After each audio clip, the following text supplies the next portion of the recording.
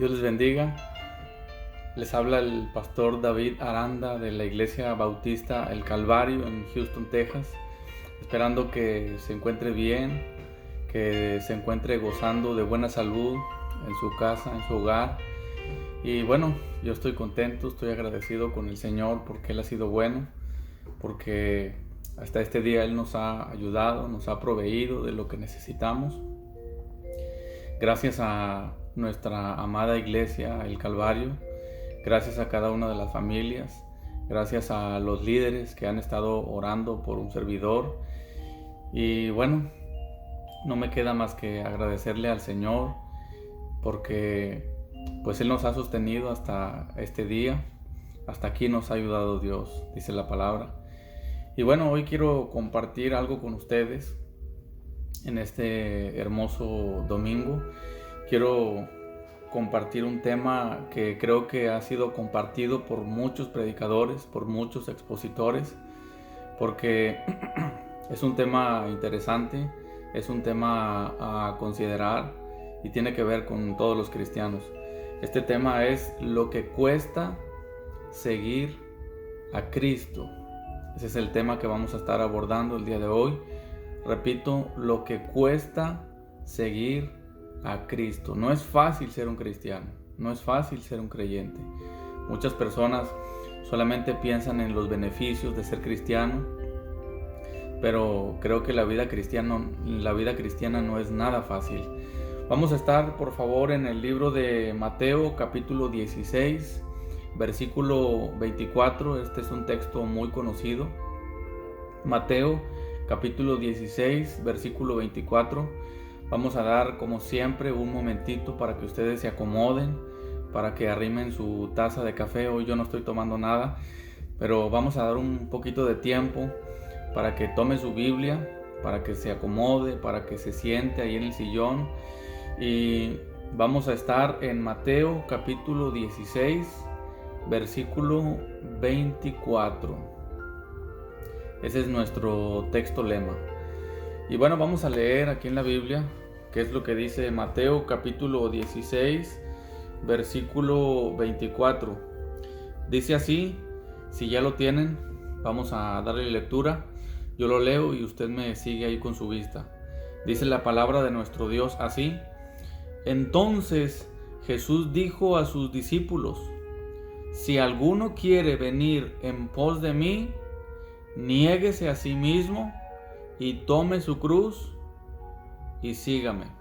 Hay tres cosas interesantes ahí en ese versículo, ¿verdad? Cristo les dice, ustedes pueden venir conmigo, pero primero tienen que negarse a sí mismos. Es decir, ya no es lo que yo quiero, sino es la voluntad de Dios en mí, ¿verdad? Y la segunda cosa dice, tome su cruz, porque este va a ser un camino complicado, va a ser un camino difícil, ¿verdad? Muchos pintan el camino cristiano como un camino de puras bendiciones, donde todo te va a ir bien, donde va a ser pura prosperidad. Sin embargo, Cristo dijo, tome su cruz, porque no es fácil este camino, es un camino difícil, es un camino lleno de problemas. Obviamente tiene muchas cosas hermosas este camino, pero es un camino que es difícil y muchas personas no quieren pagar el precio. Cristo dijo, tome su cruz, segunda cosa. Y la tercera cosa, dice, sígame. Si tú estás dispuesto a hacer las primeras dos cosas, a negarte a ti mismo y a tomar tu cruz, Cristo dijo, entonces puedes seguirme, ¿verdad? Muy bien, vamos a entrar en la introducción de esta temática. Nunca nadie dijo que ser cristiano sería fácil. Eso es una mentira. Si alguien dice que ser cristiano es fácil, eso es una mentira.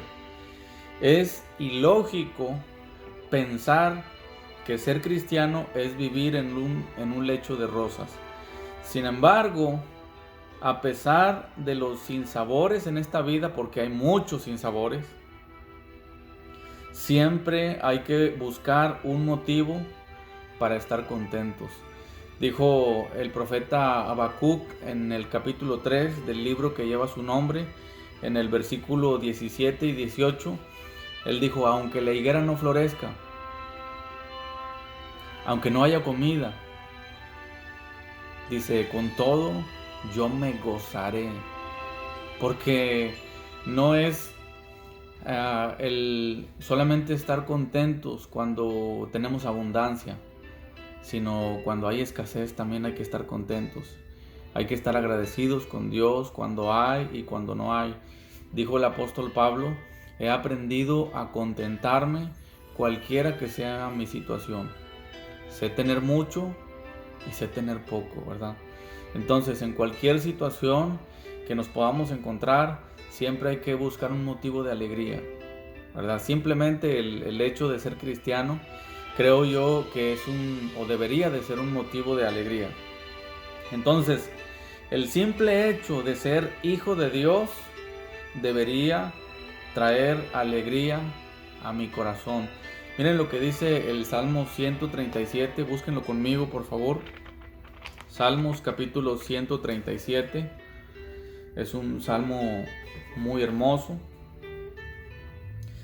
Dice este salmo 137, dice, junto a los ríos de Babilonia, allí nos sentábamos y aún llorábamos, acordándonos de Sión. Sobre los sauces en medio de ella colgamos nuestras arpas, porque aparentemente no había motivo de alegría, ¿verdad? Ellos estaban en cautividad y aparentemente Dios se había olvidado de ellos, los había abandonado.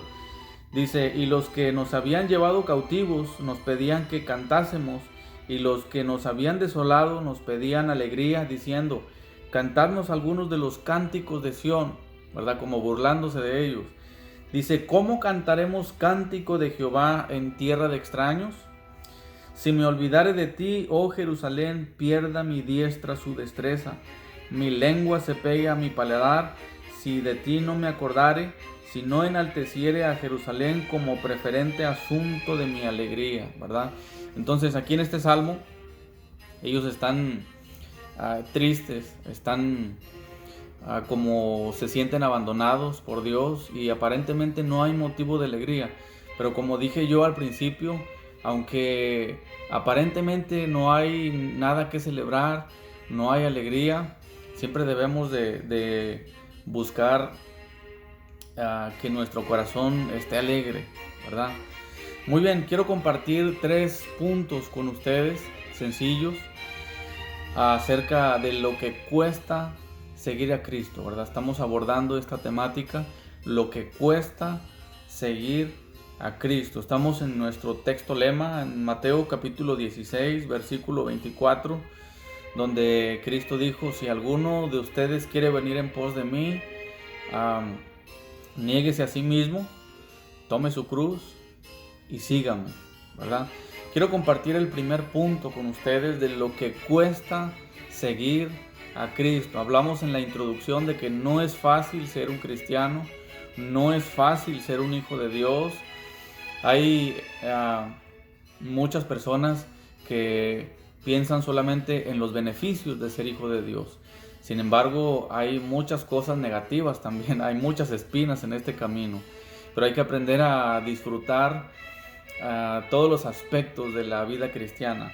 Entonces, el punto número 1 que yo quiero compartir con ustedes es, para ser un buen seguidor de Cristo, debo edificar la iglesia de Dios. Ese es el primer punto que quiero compartir con ustedes. Repito, punto número 1. Para ser un buen seguidor de Cristo, porque estamos hablando de lo que cuesta seguir a Cristo, para ser un buen seguidor de Cristo, debo edificar la iglesia de Dios. A eso nos ha llamado Dios. Quiero que busquen una cita conmigo, por favor, por allá en el libro de Efesios, capítulo 4. Miren a lo que nos ha llamado Dios. Efesios, capítulo 4, versículos 11 y 12. Dice, y él mismo constituyó a unos apóstoles, a otros profetas, dice la Biblia, a otros evangelistas, a otros pastores y maestros. Dice el versículo 12, a fin, o sea, con este fin, instituyó a los apóstoles, los profetas, los evangelistas, los pastores y los maestros, a fin de perfeccionar a los santos para la obra del ministerio. Y luego dice, para la edificación del cuerpo de Cristo. Repito el punto número 1, para ser un buen seguidor de Cristo debo edificar la iglesia de Dios. A esto nos ha llamado el Señor, para edificar la iglesia de Dios. Muy bien, como cristiano, Dios me ha llamado a edificar, no a destruir, porque creo que también hay cristianos que destruyen, ¿verdad? En lugar de edificar, destruyen. Miren lo que dice ahí mismo en Efesios capítulo 4, versículos 13 al 16, está hablando acerca de construir o de edificar. Dice el versículo 13, hasta que todos, hablando de la iglesia, lleguemos a la unidad de la fe y del conocimiento del Hijo de Dios, a un varón perfecto, a la medida de la estatura de la plenitud de Cristo, para que ya no seamos niños fluctuantes, llevados por doquiera de todo viento de doctrina, por estratagema de hombres que para engañar emplean con astucia las artimañas del error, sino que siguiendo la verdad en amor, crezcamos en todo en aquel que es la cabeza, esto es, Cristo, de quien todo el cuerpo bien concertado y unido, fíjense cómo debe de estar el cuerpo de Cristo, bien concertado y bien unido entre sí por todas las coyunturas que se ayudan mutuamente según la actividad propia de cada miembro, dice, recibe su crecimiento para ir, otra vez dice la palabra clave, edificándose en amor. Así termina esta porción de la palabra, para ir edificándose en amor. Entonces, como cristiano, Dios me ha llamado a edificar, no a destruir. Construir relaciones basadas en el amor de Dios. A esto me ha llamado el Señor. Colosenses capítulo 2, por favor, si quieren ir conmigo. Colosenses capítulo 2, versículos 2 y 3. Dice, para que sean consolados sus corazones, unidos en amor, hasta alcanzar todas las riquezas de pleno entendimiento, a fin de conocer el misterio de Dios el Padre y de Cristo, en quien están escondidos todos los tesoros de la sabiduría y del conocimiento. Qué hermoso pasaje el que nos brinda el apóstol Pablo aquí en Colosenses capítulo 2, versículos 2 y 3, ¿verdad? Entonces, construir relaciones basadas en el amor de Dios. Miren, generalmente las personas se rigen por 3 cosas. Vamos a ver estas 3 cosas una por una. Repito, generalmente las personas se rigen por 3 cosas. Número 1, el egoísmo. Esto lo miramos mucho en la cultura latina, el egoísmo. Siempre miramos el egoísmo. Si hay alguien que le va bien, si hay alguien que físicamente le está yendo mejor que yo, a veces existe el egoísmo, ¿verdad? En las personas. Dice Pablo en Filipenses capítulo 2, vayan conmigo por favor, hablando acerca del egoísmo. Dijimos que generalmente las personas se rigen por 3 cosas. La primera es el egoísmo. Filipenses capítulo 2, versículo 3. Dice así. Filipenses capítulo 2, versículo 3. Dice el apóstol Pablo, nada hagáis por contienda o por vanagloria. No se peleen, no sean egoístas. Antes bien, con humildad, dice el apóstol Pablo, estimando cada uno a los demás como superiores a él mismo, ¿verdad? Esto es lo que tenemos que enseñar en la iglesia, porque aún en las iglesias hay mucho egoísmo. Esa es la primera cosa. Dijimos que generalmente las personas se rigen por 3 cosas. Número 1, el egoísmo. Ya vimos lo que dice Filipenses capítulo 2, versículo 3. Ahora vamos a ver 1 Corintios, por favor, capítulo 10, hablando acerca del egoísmo. Primera a los Corintios, capítulo 10, versículo 24, por favor. Dice así: ninguno busque su propio bien. Fíjense, hermanos, estamos tratando de destruir el egoísmo. Dice el apóstol Pablo en Primera a los Corintios: ninguno busque su propio bien. Eso es complicado, eso es difícil, sino el del otro. Es un texto cortito, pero muy profundo. Repito, ninguno busque su propio bien, sino el del otro. Esa es la primera cosa que hay que quitar de la iglesia, el egoísmo.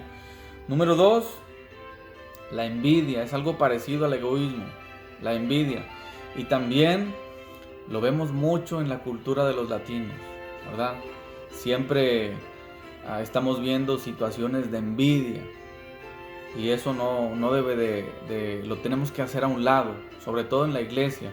Tenemos que hacer a un lado la envidia. Hay muchas historias que nos enseñan que la envidia es destructiva. La palabra de Dios dice que por envidia David huyó de Saúl. Por envidia los fariseos mandaron al Señor Jesucristo a la cruz. Y podemos seguir mencionando historias de envidia que la Biblia nos enseña que tenemos que quitar la envidia de nuestro corazón. Muy bien, vimos el egoísmo, ahora estamos viendo la envidia. Quiero que vean, por favor, Primera de Pedro, capítulo 2, por favor. Vayan a Primera de Pedro, capítulo 2. Versículo 1. Miren lo que dice el apóstol Pedro en su primera carta, en el capítulo 2, versículo 1. Dice: desechando pues toda malicia. Quítalo de tu corazón, quítalo de tu vida. Desechando pues toda malicia, todo engaño, hipocresía. Y luego viene la envidia. Dice envidias y todas las detracciones, ¿verdad? Entonces, la envidia no nos ayuda en absolutamente nada, ¿verdad? No tenemos que estar envidiando nada de nadie. Y Primera a los Corintios, capítulo 13, por favor, búsquenlo también conmigo. Primera a los Corintios, capítulo 13. Versículo 4. Dice Primera a los Corintios capítulo 13, versículo 4. Dice: el amor es sufrido, es benigno. El amor no tiene envidia. Es decir, cuando tú eres un cristiano que amas a tus semejantes, difícilmente vas a tener un corazón envidioso. Dice: el amor es sufrido, es benigno. El amor no tiene envidia, el amor no es jactancioso, no se envanece. Entonces, creo que es importante quitar la envidia de nuestro corazón si es que la hay, ¿verdad? Porque es algo que a la larga trae una raíz de amargura en nuestro corazón. Muy bien, y la tercera cosa, ya hablamos acerca del egoísmo. Dijimos que generalmente las personas se rigen por tres cosas: el egoísmo, la envidia y la vanagloria, ¿verdad? Esto también lo miramos mucho en la cultura latina, ¿verdad? Muchas personas les gusta presumir un poco, ¿verdad? Lo que tienen. Y creo que eso también afecta nuestra vida cristiana. Muy bien, buscar los halagos de los demás. Esa es la definición que tengo yo aquí de la vanagloria. Buscar los halagos de los demás. Miren lo que dice con respecto a esto. Primera de Juan, capítulo 2. Creo que ustedes conocen bien este texto. Primera de Juan, capítulo 2. Versículo... Vamos a leer a partir del versículo 15, del 15 al 17. Miren lo que dice, pongan atención lo que dice acerca de la vanagloria. Ya les di la definición. La vanagloria es buscar los halagos de los demás. Dice Primera de Juan, capítulo 2, versículos 15 al 17. Dice, no améis al mundo, ni las cosas que están en el mundo. Si alguno ama al mundo, el amor del Padre no está en él. Porque todo lo que hay en el mundo, dice, los deseos de la carne, los deseos de los ojos, y luego viene, y la vanagloria de la vida. Dice, no proviene del Padre, sino del mundo. Y el mundo pasa y sus deseos, pero el que hace la voluntad de Dios, dice la Biblia, permanece para siempre. Entonces es importante también quitar la vanagloria de nuestras vidas, ¿verdad? La vanagloria de la vida. Así define la Biblia lo que es buscar los halagos de los demás, ¿verdad? Que la gente nos adule, ay, qué bonito haces esto. Entonces creo que también eso afecta nuestra vida cristiana. Muy bien, todos los cristianos estamos expuestos a estas tres cosas: el egoísmo, la envidia y la vanagloria. La Primera de Juan habla acerca de la vanagloria de la vida. Muy bien, este es el primer punto que les dije. Para ser un buen seguidor de Cristo debo edificar la iglesia. Yo creo que hay que quitar algunas cosas de nuestro corazón. Muy bien, el punto número 2 es, estamos abordando la temática, lo que cuesta seguir a Cristo. Es difícil el camino de Cristo. Y bueno, dijimos el primer punto, para ser un buen seguidor de Cristo debo edificar la iglesia de Dios. Punto número 2, si soy un buen seguidor de Cristo, enfrentaré oposición. Obviamente, creo que el camino de la vida cristiana siempre va a tener oposición. Si tú quieres hacer las cosas bien, si tú quieres llevar una vida agradable a Dios, siempre vas a enfrentar oposición. A través de Satanás, quien es nuestro enemigo real y verdadero, vamos a enfrentar oposición. Miren lo que dice Primera de Pedro, vayan conmigo. Primera de Pedro, este también es un texto muy conocido por muchos de ustedes. Primera de Pedro, capítulo 5, versículo 8. Dijimos, si soy un buen seguidor de Cristo, enfrentaré oposición. Este es el punto número 2. A través de Satanás, quien es nuestro enemigo real y verdadero. No hay que subestimar a Satanás. Él no tiene más poder que Dios, pero tiene poder. Dice Primera de Pedro, capítulo 5, versículo 8. Dice, sed sobrios y velad, porque vuestro adversario el diablo, como león rugiente, dice la Biblia, anda alrededor buscando a quien devorar. Y se va a comer al que se deje, ¿verdad? Entonces creo que es importante no subestimar el poder de Satanás. Tenemos que estar siempre en oración para no caer en tentación. Perdón. Miren, generalmente Satanás utiliza en los cristianos una herramienta muy, pero muy poderosa. Y creo que a todos nos ha tocado de alguna manera enfrentar este tipo de cosas. Esta herramienta que Satanás utiliza muy seguido es el desánimo. Hay muchos cristianos que, bueno, yo creo que todos pasamos por etapas de desánimos donde Satanás nos ataca fuerte. Entonces, quiero que vayan conmigo por favor al libro de Números, capítulo 21. Ahí tenemos un ejemplo acerca del desánimo, cómo el pueblo de Dios en un tiempo se desanimó y empezaron a quejarse, ¿verdad? De todo. Números capítulo 21, versículo 4.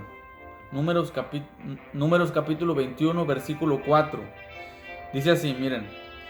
Después partieron del monte de Hor, camino del mar Rojo, para rodear la tierra de Edom. Y dice, y se desanimó el pueblo por el camino, ¿verdad? ¿Qué fue lo que hicieron ellos cuando se desanimaron? empezaron a hablar mal, empezaron a quejarse. Dice el versículo 5, y habló el pueblo contra Dios y contra Moisés. ¿Por qué nos hiciste subir de Egipto para que muramos en este desierto? Pues no hay pan ni agua y nuestra alma tiene fastidio de este pan tan liviano, ¿verdad? Empezaron a quejar, empezaron a blasfemar, a hablar mal, a decir, no hombre, allá en Egipto estábamos mejor, éramos esclavos, pero estábamos mejor. Y creo que esta herramienta Satanás la utiliza mucho, el desánimo. Él quiere que tú estés desanimado, que no quieras ir a la iglesia, pero yo estoy orando para que cuando se abran las puertas de nuestra iglesia regresemos con poder, que regresemos con mucho ánimo, que tú quieras alabar a Dios, que tú quieras buscar la palabra de Dios, que tú quieras buscar el consejo que Dios tiene para ti. Yo estoy orando para que sucedan grandes cosas. Sabemos que estamos en un tiempo donde tal vez mucha gente está desanimada por este virus, pero sabemos que Dios es más poderoso que cualquier cosa que pueda suceder. Entonces, yo oro por ti, tú que estás allá del otro lado de la pantalla. Yo estoy orando para que el Señor te bendiga, que el Señor te ayude. Esperamos que cuando regresemos con nuevos ánimos de alabar a nuestro Dios, de testificar del nombre de Dios, y que nuestra iglesia sea una iglesia diferente, que aprendamos de esta situación. Muy bien, quiero compartir el último punto con ustedes. Ya vimos 2 puntos. El primero es: para ser un buen seguidor de Cristo, debo edificar la iglesia de Dios. El punto número 2: si soy un buen seguidor de Cristo, enfrentaré oposición. Claro que vamos a enfrentar oposición. Y punto número 3: un buen seguidor de Cristo nunca se rinde. Ese es el punto número 3. Un buen seguidor de Cristo jamás se da por vencido. Recuerden lo que Cristo dijo en el texto lema: si alguien quiere venir en pos de mí, dice, niéguese a sí mismo. Es decir, ya no voy a hacer lo que yo quiero, ahora dependo de Dios en todos los aspectos de mi vida, dependo de Él. Niéguese a sí mismo, ya no voy a hacer mi voluntad, ahora voy a hacer la voluntad de Dios. Dice, tome su cruz, porque el camino del cristiano a veces es complicado. A veces entramos en etapas de tristeza, en etapas de desánimo, pero tenemos que superarlas. Esos son obstáculos que tenemos que vencer, ¿verdad? Punto número 3, y con este punto termino, ya casi estamos terminando, estamos en la recta final de este mensaje. El punto número 3 dijimos, un buen seguidor de Cristo jamás se da por vencido, jamás se rinde. Miren lo que dice Hebreos capítulo 12, versículo 3. Tenemos el mejor ejemplo que Cristo nos dejó en Hebreos capítulo 12, versículo 3. Miren lo que hay que considerar. Cuando tú sientas que estás desanimado, cuando tú sientas que ya no puedes más, que ya no quieres ir a la iglesia, que hay problemas en la iglesia, es cuando más tenemos que ponerle ganas. Dice Hebreos capítulo 12, versículo 3. Miren lo que tenemos que considerar, hermanos, amigos. Dice, bueno, vamos a leer desde el 2 para entender el contexto. Dice, puestos los ojos en Jesús, el autor y consumador de la fe, el cual, por el gozo puesto delante de él, sufrió la cruz, menospreciando el oprobio, y se sentó a la diestra del trono de Dios. Y luego dice acerca de Cristo, considerad a aquel que sufrió tal contradicción de pecadores contra sí mismo, para que vuestro ánimo no se canse hasta desmayar. Es decir, lo que está diciendo el escritor de Hebreos, recuerda todo lo que Cristo tuvo que pasar. Que no se te olvide que a Cristo lo latiguearon, lo escupieron en la cara, y Él nunca se dio por vencido. En esto debemos de pensar cuando quieres fluctuar, cuando ya no quieres ir a la iglesia, cuando estás desanimado. Piensa en todo lo que Cristo hizo por ti. Considerad a aquel que sufrió tal contradicción de pecadores contra sí mismo, para que vuestro ánimo no se canse hasta desmayar. Un buen seguidor de Cristo nunca se rinde, jamás se da por vencido, a pesar de la oposición, porque ya hablamos de que vamos a tener oposición. Si tú quieres ser un buen cristiano, vas a enfrentar oposición. Si quieres ser un cristiano mediocre, no vas a enfrentar oposición. Pero si quieres ser un buen cristiano, si quieres tener una buena relación con Dios, vas a enfrentar oposición. Miren lo que dice Primera de Timoteo capítulo 3, versículo 12. Dice, creo que tengo mal la cita. Tal vez es Segunda de Timoteo capítulo 3. Sí, Segunda de Timoteo capítulo 3, versículo 12. Miren lo que dice, y también todos los que quieren vivir piadosamente en Cristo Jesús padecerán persecución. Estamos hablando acerca de que si queremos hacer las cosas bien, vamos a enfrentar oposición.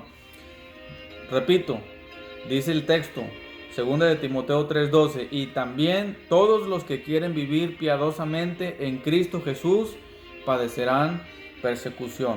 Un buen seguidor nunca se rinde a pesar de la oposición y a pesar de las pruebas. Miren lo que dice Zacarías. Vayan conmigo, por favor. Este es el penúltimo libro del Antiguo Testamento. Zacarías capítulo 13, versículo 9. Zacarías capítulo 13, versículo 9. Miren lo que dice Zacarías capítulo 13, versículo 9. Dice, y meteré en el fuego, es decir, Dios nos va a probar algún día, y meteré en el fuego a la tercera parte, y los fundiré como se funde la plata, y los probaré como se prueba el oro. Qué hermoso texto. Él invocará mi nombre y yo le oiré. Y diré, pueblo mío, y él dirá, Jehová es mi Dios. Cuando estamos hablando acerca de la prueba, dijimos en el punto número 3, un buen seguidor de Cristo nunca se rinde, a pesar de la oposición y a pesar de las pruebas. Dice Zacarías 13:9 que Él algún día nos va a probar, así como probó a muchos hombres en la Biblia, así como probó a Job y así como probó a muchos otros hombres en la Biblia. Y el último texto, quiero que lo vean conmigo, hablando acerca de las pruebas. Santiago capítulo 1, por favor, vayan conmigo. Santiago capítulo 1, versículo 12. Miren lo que dice la Biblia acerca de las pruebas. Santiago 1:12. Bienaventurada la tentación, porque cuando haya resistido la prueba, recibirá la corona de vida que Dios ha prometido a los que le aman. Yo quiero esa corona. No sé si tú la quieras, pero yo quiero esa corona que Dios ha prometido a los que le aman. Entonces, yo te invito a que si eres un seguidor de Cristo, tú resistas hasta el final. Vamos a enfrentar siempre oposición cuando queremos ser fieles al Señor, pero yo exhorto a la iglesia a que se mantengan firmes sin fluctuar en lo que han creído. Dijo el apóstol Pablo, yo sé en quién he creído. Yo espero que tu corazón esté firme, aunque vengan pruebas, aunque venga oposición, yo espero que tu corazón esté firme. Quiero hacer una oración. Si allá en tu casa tú tienes alguna necesidad, yo te invito a que nos escribas, nos mandes un mensajito, un correo electrónico. En este video no aparece la información, pero en otros videos aparece la información de nuestra iglesia.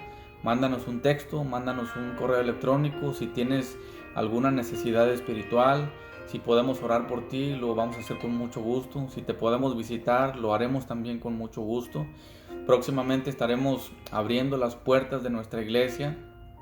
Ya pronto anunciaremos cuándo vamos a abrir. Y bueno, pues que el Señor nos ayude. Vamos a orar. Quiero orar y que el Señor nos siga guiando, que el Señor nos siga bendiciendo y que Dios nos ayude a estar siempre firmes en su camino. Padre, gracias una vez más por la bendición de haber compartido tu palabra. Gracias porque tú eres bueno, porque tu misericordia es infinita y nos enseñas siempre, Señor, a estar firmes en tu palabra. Bendice nuestra amada iglesia, el Calvario. Bendice nuestros líderes, Señor. Permite que ellos se mantengan firmes en la oración, Padre. Gracias porque tú los has puesto en nuestra iglesia, porque son columnas y baluartes de la verdad, como dice tu palabra. Bendíceles, Señor. Bendice cada familia de nuestra iglesia. Y Padre, te pedimos que en la reapertura de nuestra iglesia tú nos sigas ayudando, que podamos seguir aprendiendo de tu palabra como lo hemos hecho hasta el día de hoy. Señor, si hay alguna necesidad espiritual, si hay algún enfermo en nuestra iglesia, en nuestra comunidad, te pedimos que tú seas con él, Señor.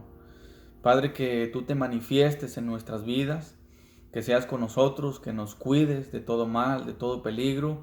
Y te pedimos también por las personas que han perdido un ser querido alrededor del mundo, Señor. Consuela sus corazones, Padre.